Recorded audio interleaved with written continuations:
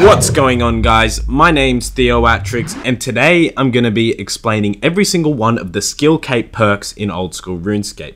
Getting straight into the video, I'm going to start off with all the capes in general, and then I'll talk about their perks. Each skill cape, including the max cape, gives +9 in all of the defense stats, the same as the obsidian cape actually, and on top of that they give a +4 prayer bonus only if they're trimmed. Now on top of the bonuses, the capes of course have their own perks. I'm going to brush over each one, but I'm not going to go into a ton of detail about each cape because we'd be here for hours. I'm just going to briefly say what each one does and maybe a bit of extra info. Starting off with the more obscure capes, the first one on my list is the Quest cape, and this one gives you unlimited teleports to the Legend Guild at the gates, so it's not an overly useful teleport, but it is somewhat close to the Ardoyan farming patch, so it's not that bad. The Achievement Diary cape gives you 10 teleports to any of the Achievement Diary expert people, and I've listed the teleport locations on the screen, so you may find this one pretty useful since the teleports are in pretty obscure places, but there's none that really stand out that are really good. But yeah, not bad. Now for the music cape, after you get this by unlocking all of the songs in the game, this one gives you unlimited teleports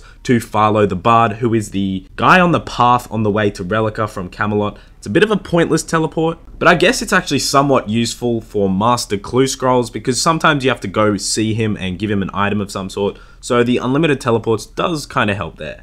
Now, onto the traditional skill capes, starting off with the combat one. Firstly, the Hitpoints Skillcape, and all this one does is double your health regeneration, which can be useful for things where you take a little bit of damage occasionally, but not that useful. The Attack Skillcape gives you unlimited entry into the Warriors Guild Cyclops areas, so this one's really good if you lose a defender in the wilderness or something like that, but most of the time, if you have 99 attack, you're gonna have a fucking defender by then. The Strength Skillcape gives unlimited teleports to the Warriors Guild, which is kind of useful for very few occasions, pretty much only when you need to go there quickly to get another defender or something like that, but you can just use the games necklace and that takes you like 10 squares away, so not the best. The Ranged Skillcape acts as the Arbor's accumulator, which makes it the best in slot for things like raids and some of the other boss, but it doesn't give the attack bonus in range that the Arbors does, so it's kind of debatable whether it's the best in slot. The Magic Skillcape has the ability to change your spellbook once a day, which is actually really useful because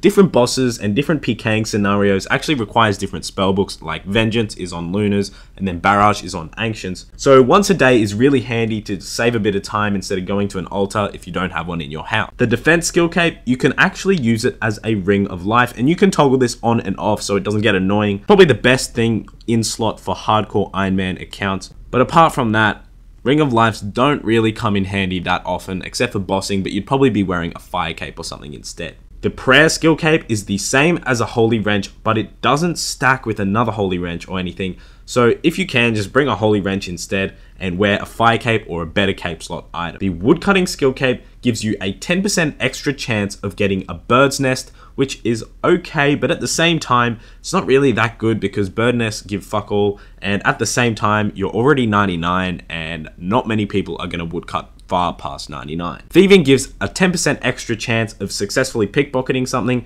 and this actually stacks with the Ardoyan Diary effect and gives it an even more successful chance, and I'm pretty sure if you wear the skill cape and you have 99 and you have the Ardoyan Diary, you never fail to pickpocket Ardoyan Knights, which is really good XP. The Agility Skillcape acts as a substitute for the Graceful Cape, so it gives the same negative weight bonus, and once a day it restores your run energy to full, and it provides the same effect as a stamina potion for 1 minute, so that's only once a day when you activate it. That's kind of cool, but I guess if you have a heap of capes, this one could come in handy in a few situations. The Cooking Skillcape is actually really good. It never burns food whenever you're wearing it. So if you're cooking something like karambwans or sharks, and I know you can't burn them at 99 anyway, but wearing the cape guarantees you won't burn stuff. So maybe higher level things like dark crabs or anglerfish or something like that. It means you'll never ever burn them, which makes them really good for making money. Smithing makes a coal bag capable of holding 36 coal instead of 27, which is kind of handy, but not that handy. And on top of that, it acts as goldsmithing gauntlets, so this one's actually pretty useful. If you wear the cape instead of goldsmith gauntlets, it means you can wear the ice gloves in the blast furnace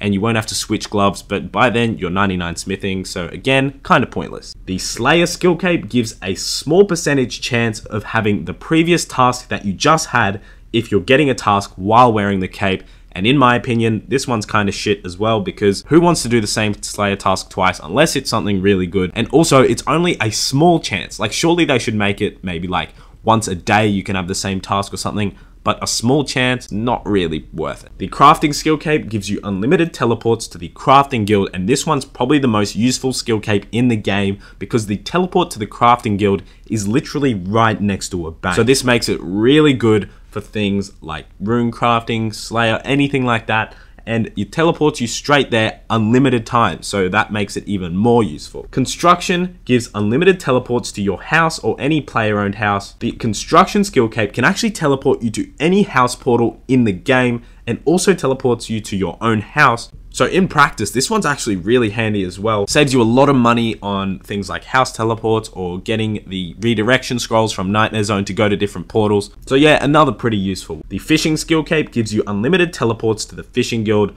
This one's not that good because I think you can get a teleport to the Fishing Guild in your house, or you can just teleport there with runes. So another bit of a pointless one.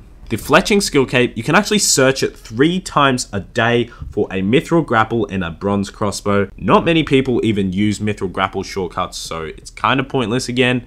I don't know how the fuck it relates to fletching at all. It might be useful for Iron Men, something like that. Or I guess you could get a bit of profit if you got 3 a day for the rest of your life. I don't know. Another not very useful one. The Hunter Skillcape gives you 5 teleports to the black or red Chinchomper hunting areas every day. This one's actually pretty useful, especially for the black Chinchompers, since they're in the wilderness and they take a little bit of time to get there. So being able to teleport 5 times a day means you can do a couple of trips every day and slowly accumulate some money from the black Chin. The Runecrafting Skillcape allows you to get into any runecrafting altar without any talismans or tiaras, and it also stops the degrading of rune pouches which hold your essence, and that can actually save quite a bit of time when you're runecraft. The Mining Skillcape, while you mine ores, the Mining Skillcape has a 5% chance of giving an extra ore while you're mining, and that actually stacks with the Varrock armor, so you get like double the chance of getting another ore while mining. You don't get more XP, but you do get the extra ore, which is awesome,